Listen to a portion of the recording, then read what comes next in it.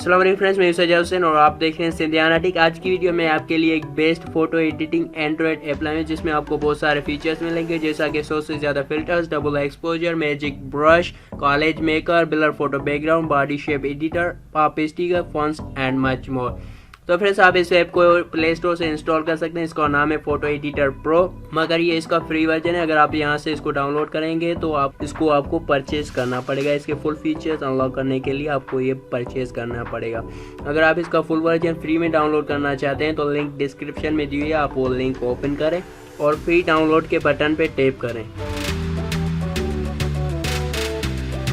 उसके बाद फ्रेंड्स आपको 5 सेकंड्स वेट करनी है। 5 सेकंड्स वेट करने के बाद आपके लिए डाउनलोड लिंक पे टैप करके आप इसको डाउनलोड कर लें।